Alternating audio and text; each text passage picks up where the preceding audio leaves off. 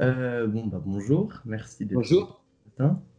Alors on va rentrer directement dans le vif du sujet. On voit que avant la pandémie, déjà, les dettes privées, augmentaient. Là, il y a nécessairement un ralentissement de l'activité économique. Est-ce qu'on va pas vivre 2008 bis? C'est-à-dire avec, d'une part, le risque d'un système bancaire en faillite et d'autre part, quand on voit les déclarations du ministère de l'économie, du président du MEDEF ou encore du gouverneur de la Banque de France, qui nous parlent déjà d'austérité. Est-ce qu'on ne va pas mutualiser les pertes en sauvant les banques au bord de la faillite, ce qui va faire exploser notre dette publique pour ensuite, ce qui sera ensuite un prétexte pour démanteler l'État social? Il y a deux questions qui sont un peu différentes. D'abord, avant la crise, bien sûr, notre système était fragile, hein. On a un système financier qui repose sur l'accumulation de dettes publiques, de dettes privées, et ce système financier, il est en permanence menacé par des risques de spéculation, des risques de faillite de telle ou telle grandes entreprises ou grandes institutions financières. On a des banques qui distribuent du crédit, donc qui sont centrales, mais la capacité des banques à distribuer du crédit, ça dépend de leurs fonds propres, qui eux-mêmes dépendent de la confiance de certains actionnaires. Donc, on a un ensemble, on a un système qui est fragile et qui forcément peut de lui-même générer des crises. Hein, on savait avant la crise sanitaire que les bourses étaient surévaluées.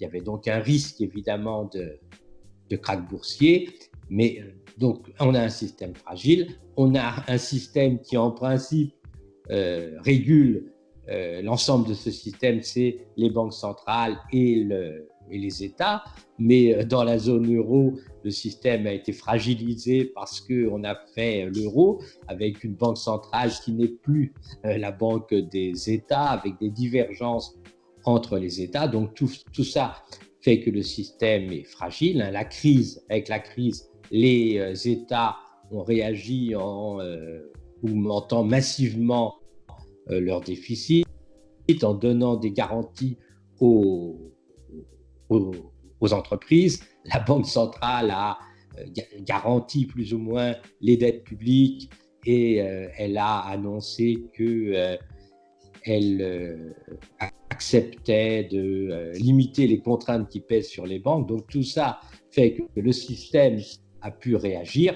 Troisième problème qui se pose maintenant, c'est une fois que l'épidémie sera passée, le système, bien sûr, sera encore plus fragilisé, avec des dettes publiques qui seront encore plus élevées, et donc, notamment pour certains pays de la zone euro. Et donc, on va repartir avec un système fragile. Et le risque, comme vous dites, c'est qu'effectivement, ce soit un prétexte pour des politiques plus libérales.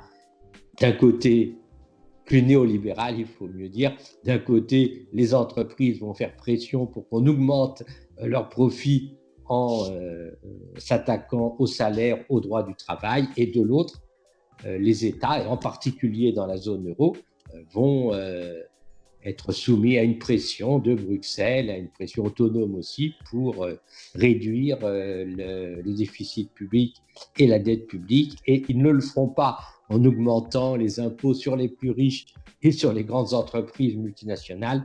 Le risque, c'est qu'ils le fassent en mettant en cause l'État social. On a vu là qu'une grande partie du déficit public va peser sur la sécurité sociale, va peser sur l'UNEDIC, et donc on peut avoir de nouveau le discours, il y a une dette épouvantable à l'UNEDIC, à la sécurité sociale, donc il faut réduire les prestations chômage et il faut réduire les prestations retraite. D'accord. Et pourtant, justement, le président a insisté avec le vocable guerrier, le fameux «nous sommes en guerre».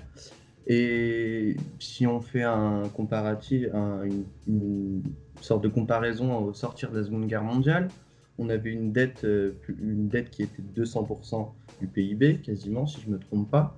Et pourtant, c'est à ce moment-là qu'on a créé l'État social, notamment avec la sécurité sociale. Ça s'est fait avec 3 leviers, il me semble. Donc, la renégociation de la dette, on a joué avec l'inflation et on a taxé les revenus du capital, les hauts revenus. Est-ce que ça serait possible à l'heure actuelle ou non?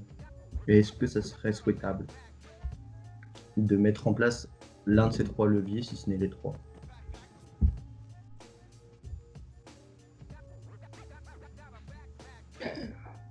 Je peux vous faire 2 réponses. La première, c'est oui, ce serait souhaitable. La seconde, ce sera difficile.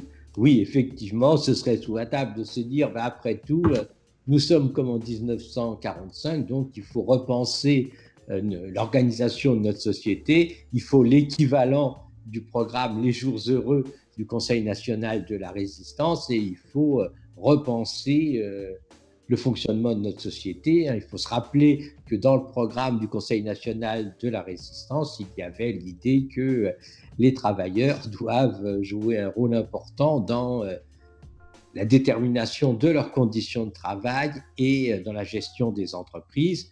Et il y avait l'idée qu'effectivement, il fallait faire rendre gorge à ceux qui avaient profité de la guerre. La situation est un peu différente aujourd'hui, mais on voit très bien qu'effectivement, il faut mobiliser l'ensemble de la société. Mobiliser l'ensemble de la société, ça veut dire que les entreprises qu'on doit mobiliser, ben, il faut que les travailleurs aient leur mot à dire sur les conditions de travail et surtout sur ce qu'on va produire. Il faut une réflexion sur quelle société nous voulons. Est-ce que on veut cette société avec l'accumulation sans cesse de biens matériels, la consommation ostentatoire et le risque que ça se termine en catastrophe écologique, ou est-ce qu'on veut un tournant vers une société sobre, solidaire et égalitaire? Bien sûr, il faut se poser la question des inégalités de revenus, aussi bien au niveau des entreprises. Il faut réduire la ponction des dividendes, il faut réduire la ponction des plus hauts salaires au niveau des entreprises pour reconstituer le travailleur collectif. C'est ce genre de problématique qu'il faudrait faire, mais ça demande des forces politiques et des forces sociales qui malheureusement font défaut aujourd'hui. Il faut se rappeler quand même qu'en 1945, il y avait un rôle important que avait joué à la sortie de la guerre le Parti communiste, le parti des 75 000 fusillés. Ça lui donnait un poids moral. Il y avait un rôle important de la CGT. Il y avait tous ces partis qui s'étaient les gaullistes aussi, le MRP, qui avaient combattu l'occupant nazi. Et voilà, actuellement, nous n'avons pas malheureusement cette mobilisation. Le pouvoir aujourd'hui, c'est quand même le pouvoir de l'oligarchie financière, et on voit mal le pouvoir de l'oligarchie financière dire après la crise, il faut remettre en cause la financiarisation, il faut que l'objectif des entreprises, ça soit pas la maximisation du profit des entreprises, mais ça soit la satisfaction des besoins essentiels, la transition écologique et puis le souci des travailleurs. Et justement, pour répondre à cette problématique de l'urgence climatique, du besoin de justice sociale, pour mettre fin, on va dire, aux problématiques qui ont été mises en lumière pendant la pandémie, c'est-à-dire des chaînes de valeur mondiales à flux tendu qui nous ont coûté, on le voit notamment par exemple avec la pénurie de masques, toujours plus de coupes budgétaires, on le voit dans l'hôpital, on le paye aujourd'hui. Il y a une théorie qui revient en force, c'est la théorie de la monnaie hélicoptère. Donc, pour faire simple, elle consiste à distribuer directement de l'argent aux ménages. plutôt que de passer par les marchés financiers. Est-ce qu'elle est souhaitable? Est-ce qu'elle est applicable? Non, La monnaie non, hélicoptère. non, non. La monnaie hélicoptère n'est absolument pas souhaitable ni applicable. C'est un non-sujet. Le problème n'est pas aujourd'hui de distribuer aveuglément 1000 euros à tout le monde, d'abord parce que ce serait un gâchis phénoménal. On ne va pas donner 1000 euros à des gens qui n'ont pas été frappés par la crise sanitaire. Il y a des gens qui étaient retraités, des fonctionnaires qui sont restés tranquillement chez eux. On ne va pas leur verser de l'argent, ce n'est pas le sujet. Je ne parle pas des plus riches, bien sûr, ce n'est pas le sujet. Et puis d'autre part, ça ne règle pas la question fondamentale qui est comment on change les choses, comment on change notre société. Je veux dire, dans chaque pays, il y a des mesures qui ont été prises d'ores et déjà. OK. Et le problème, on a soutenu de manière sans doute insuffisante les salariés, on n'a pas assez soutenu les plus pauvres. Et maintenant, la question qui se pose, c'est surtout utiliser l'argent disponible, utiliser nos capacités de production, notre réflexion pour faire un tournant écologique et social. Donc il faut, disons, faire du crédit aux entreprises qui font de la rénovation urbaine ou de la rénovation de logements. Il faut se poser la question, quel transport demain, comment favoriser le transport collectif, comment réduire les déplacements inutile. Il faut se poser la question, qu'est-ce qui est utile dans la production? Est-ce que c'est la peine de relancer des activités comme la publicité et l'événementiel, la communication, qui n'ont aucun intérêt social? C'est ce genre de problème qu'il faut se poser. C'est pas celui de la monnaie hélicoptère. D'accord. Et justement, vous parlez de se poser la question de quelle activité relancer. Quand le gouvernement a annoncé qu'il a débloqué 7 milliards d'euros pour sauver Air France, alors même que les avions sont toujours cloués au sol, on ne sait pas jusqu'à quand, et que l'industrie aéronautique, évidemment, est l'une des plus néfastes dans le réchauffement climatique. Est-ce que ce plan de sauvetage d'Air France, il est cohérent ou non avec la situation actuelle, notamment dans un contexte d'urgence climatique? À très court terme, bien sûr, il faut éviter le désordre total. Donc, il faut éviter que des entreprises fassent faillite, qu'elles ne puissent pas payer leurs fournisseurs ou leurs salariés. Mais il est évident qu'à moyen terme, il y a un certain nombre d'entreprises qui doivent être mises en extinction progressive. Voilà.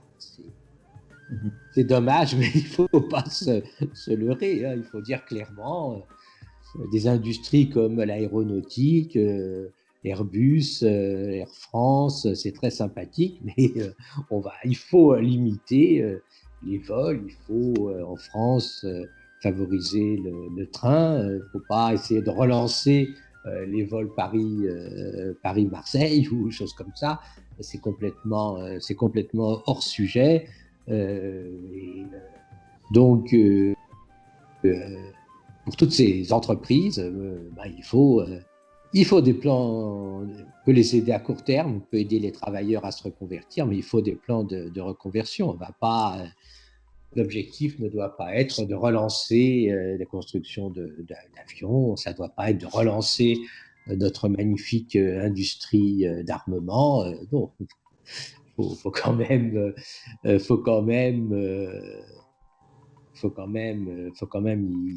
y réfléchir. Hein. Il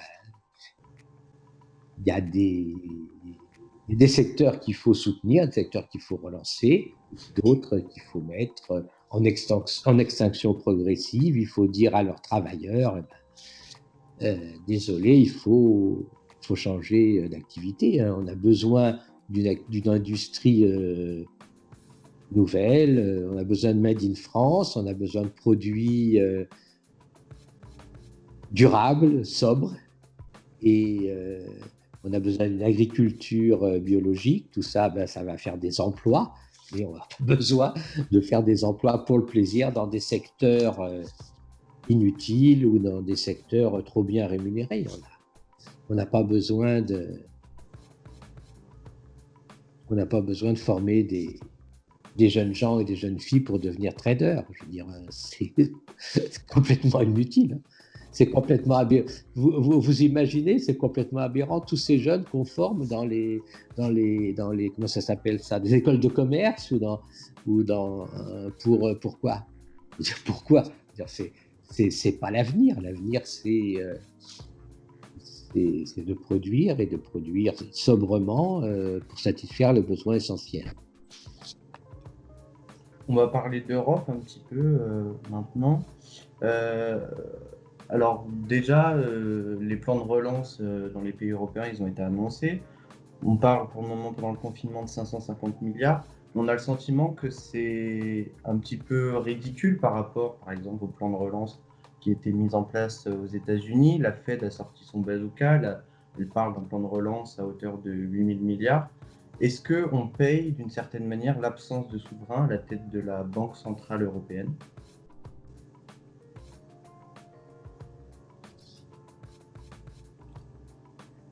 D'abord, l'Europe n'existe pas. La plupart tous les pays, on a fait des plans nationaux, et les questions, c'est surtout des questions nationales. Hein. La santé, c'est des questions qui sont du domaine des États. Hein. La France va dégager des sommes importantes pour essayer de rattraper les défaillances des hôpitaux, les défaillances de nos stocks inexistants de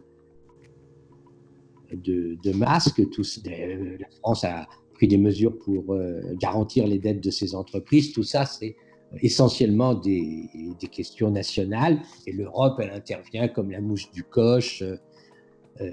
Son rôle est forcément limité. On peut le regretter, mais on est toujours dans une situation où ce qui est important, c'est les États, et l'Europe, dans ce genre de questions, elle a un rôle tout à fait négligeable. La seule chose qu'on peut lui demander, c'est de ne pas nuire. Hein. Il faut se rappeler quand même que l'Europe, depuis des années, dit il faut réduire les dépenses publiques, il faut réduire les dépenses sociales, donc ça a des conséquences tragique sur les hôpitaux. Donc, ce n'est pas forcément à l'Europe qu'on va faire confiance pour rebâtir la société de demain. Pour atténuer un peu cela, il faut se rappeler quand même que nos sociétés européennes sont généralement des sociétés où il existe des filets de protection sociaux relativement bien développés. Donc, en France, par exemple, on a automatiquement de l'assurance chômage, on a automatiquement le RSA, et donc on a c'est pas des sommes supplémentaires qu'on va annoncer comme ça peut être annoncé aux États-Unis. Donc, en Europe, ce qu'on appelle les stabilisateurs automatiques, ça joue de manière plus forte qu'aux États-Unis. Et d'autre part, l'essentiel de l'effort, ça sera un effort au niveau des pays européens. Et le seul problème, c'est qu'il ne faut pas que l'Europe nuise, c'est-à-dire qu'il faut que chaque pays européen puisse s'endetter tranquillement à des taux très bas auprès des marchés financiers. Et donc, il faut que la Banque centrale européenne dise nous garantissons les dettes publiques de l'ensemble des pays de la zone euro. Il faut empêcher les marchés financiers de spéculer, comme ils le font actuellement, contre la Grèce, contre l'Italie, contre l'Espagne et un peu moins contre le Portugal. Et justement, là, on voit que les pays du nord de l'Europe, notamment l'Allemagne et les Pays-Bas en tête, est-ce qu'ils ne sont pas en train de prouver, comme vous l'avez dit, vous dites que l'Europe n'existe pas d'une certaine manière, est-ce qu'ils ne sont pas en train de prouver que la solidarité européenne n'existe pas du tout en refusant de mutualiser la dette de l'ensemble de la zone euro, comme le souhaitent la France et les pays du Sud, les plus touchés, comme l'Espagne ou l'Italie. Est-ce que ça va pas mener, l'Italie va pas finir en défaut de paiement, va pas finir comme la Grèce il y a 10 ans, l'Italie qui a déjà du mal à se financer. Euh, Est-ce que si on ne mutualise pas la dette, comme le refuse l'Allemagne, ça va être fatal pour l'Italie?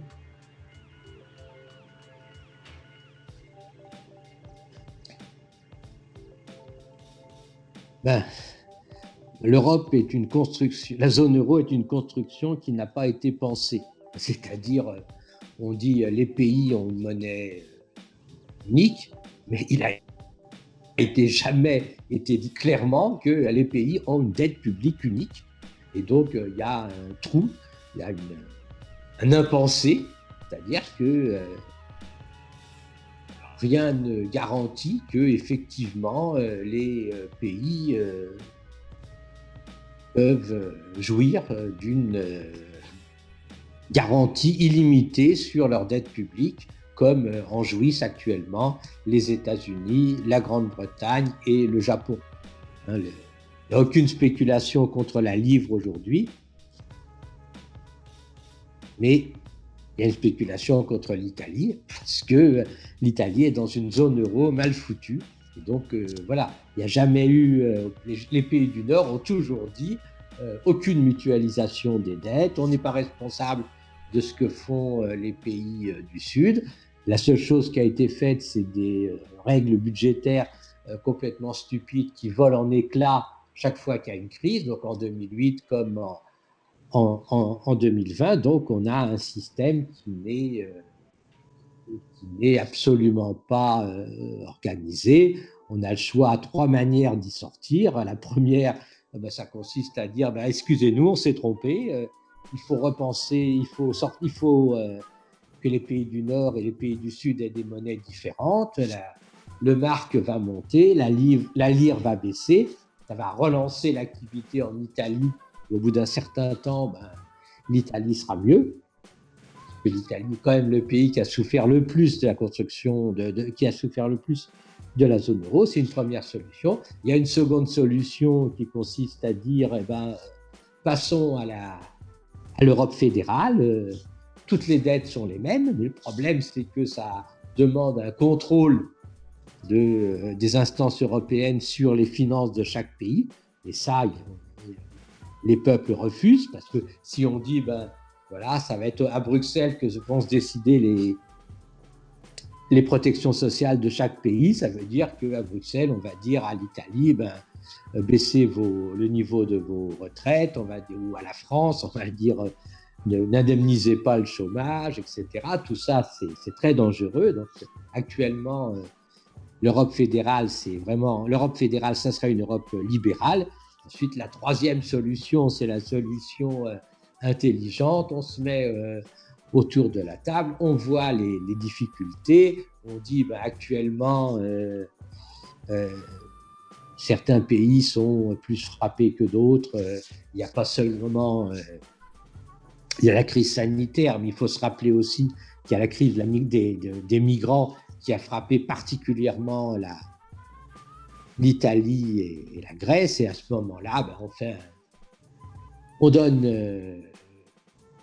une somme,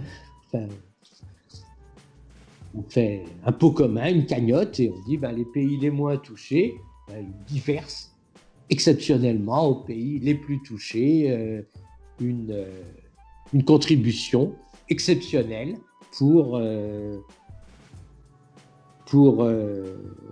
compenser la crise sanitaire et la crise des migrants. Et cette contribution exceptionnelle, on peut la récupérer d'une façon ou d'une autre parce que on fait une taxe européenne sur les grosses fortunes, ou on fait une taxe européenne sur les émissions de gaz CO2, ou on fait une taxe européenne sur les transactions financières. Et cet argent, on le destine, on le cible vers les pays les plus frappés. C'est la solution sympathique qui évite le problème de la dette, parce que va rajouter de la dette à l'Italie ou à la Grèce.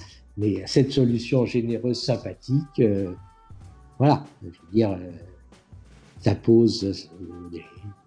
Les pays du Nord n'en veulent pas et les classes dirigeantes non plus n'en veulent pas. Si on dit aux classes dirigeantes, c'est aux plus riches, c'est aux entreprises multinationales de payer la crise et donc de verser une somme importante à l'Italie, à la Grèce, je ne pense pas que ça marche. Mais du point de vue économique, c'est la seule solution. La mutualisation le problème de la mutualisation des dettes, c'est que ça donne un droit de regard automatiquement à la politique des pays du Sud, qui n'est pas bon. Ce qu'il faut, c'est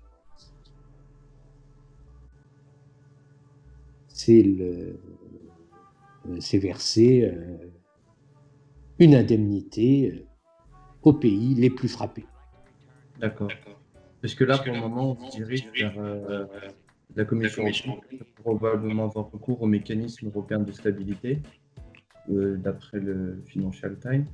Donc, on risque d'emprunter sur les marchés financiers avec en échange la mise en place d'une politique néolibérale, donc d'une austérité importante.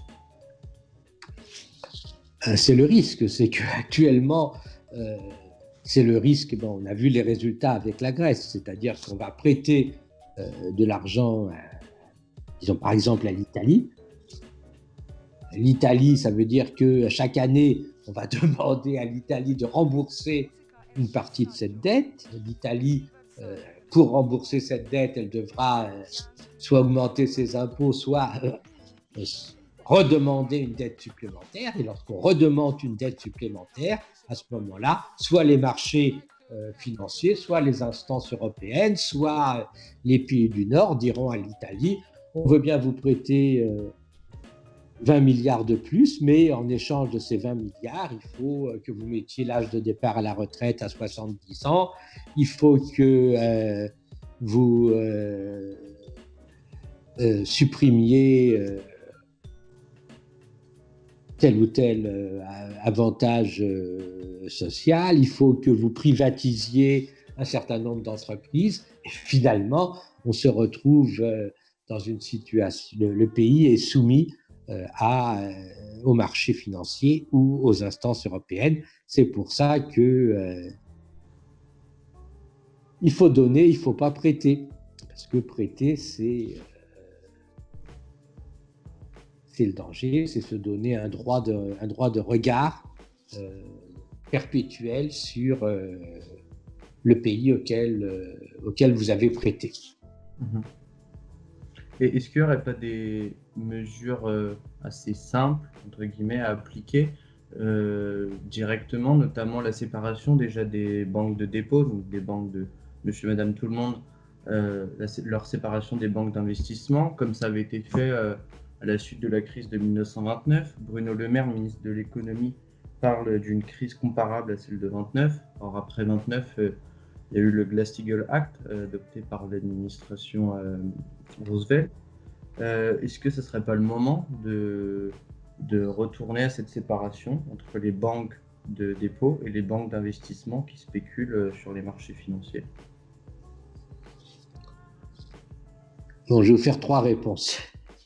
Premièrement, avec la crise, bien sûr, on a eu un effondrement des marchés boursiers qui montre une fois de plus que les marchés financiers, ça aggrave l'instabilité économique.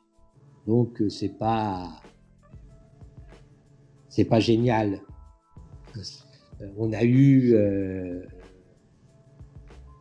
une hausse des taux d'intérêt sur les dettes publiques grecques, italiennes, portugaises, espagnoles, qui montrent que là aussi, les marchés financiers, c'est pas stabilisant. Ça aggrave toujours les situations. Deuxièmement, contrairement à ce qui s'est passé en 2008, les banques ne sont pas aujourd'hui en difficulté en raison principalement des marchés financiers. Ils sont en difficulté principalement, ils pourraient l'être, parce que les entreprises auxquelles elles prêtent peuvent elles-mêmes être en difficulté. Et donc, il y a rôle normal des banques. Les banques font du crédit aux entreprises. On ne peut pas leur reprocher, au contraire, de faire du crédit aux entreprises. Et on a besoin, au contraire, que les banques fassent plus de crédit aux entreprises.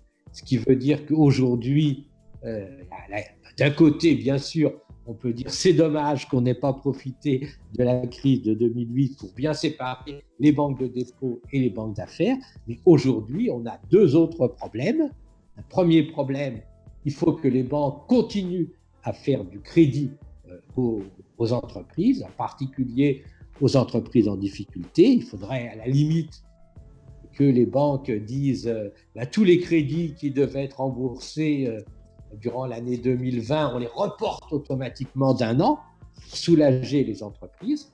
Donc ça suppose que les banques enregistrent plus ou moins des pertes, et donc ça suppose plus ou moins que les banques ne soient pas conduites dans l'intérêt avant tout des actionnaires, qu'il soit dit clairement que les banques, le crédit, c'est un service public, que ce service public, il est garanti, piloté par l'État.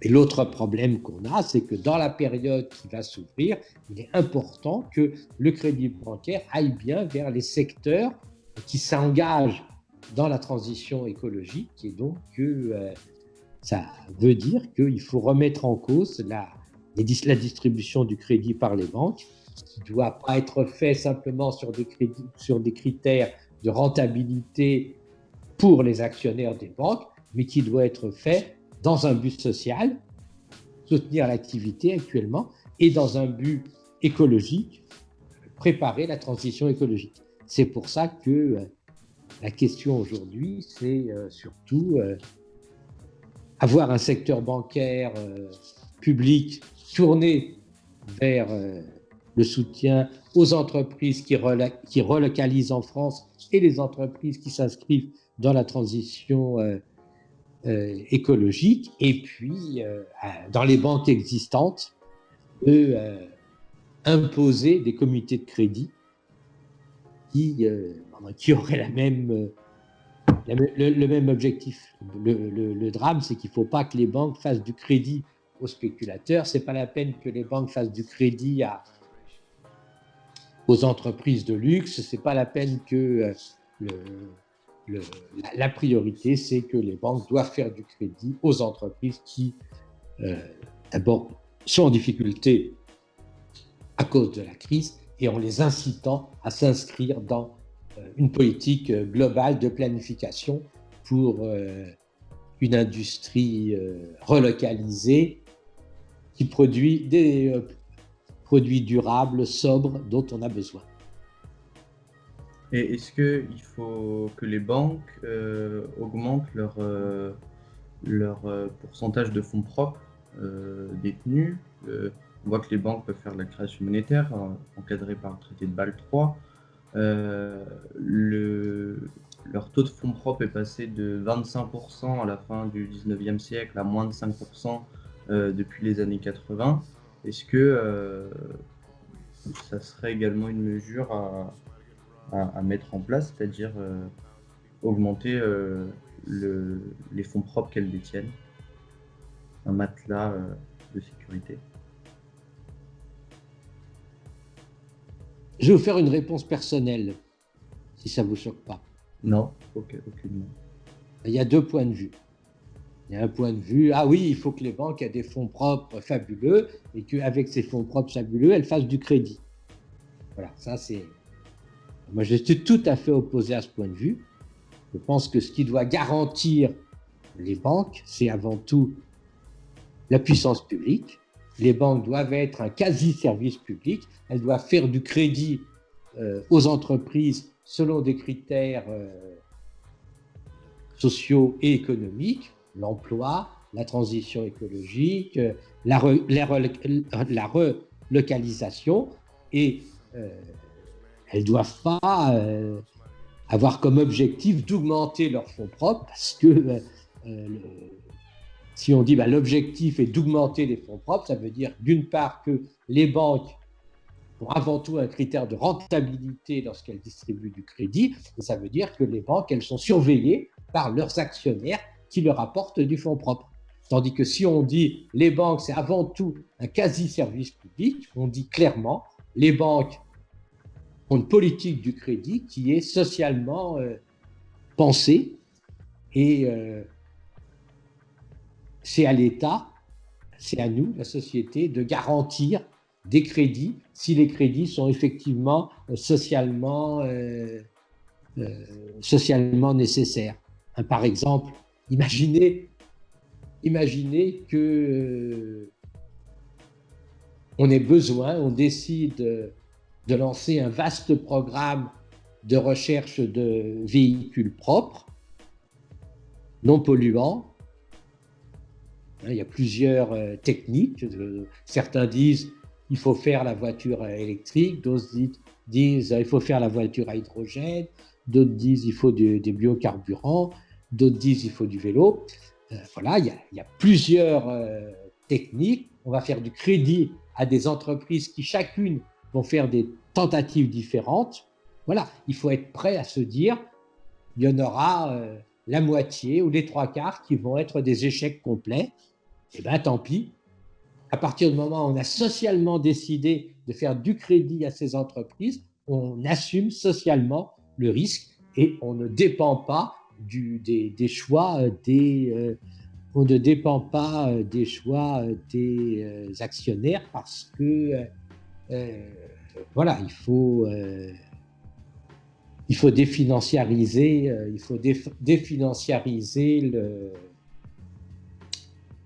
l'économie.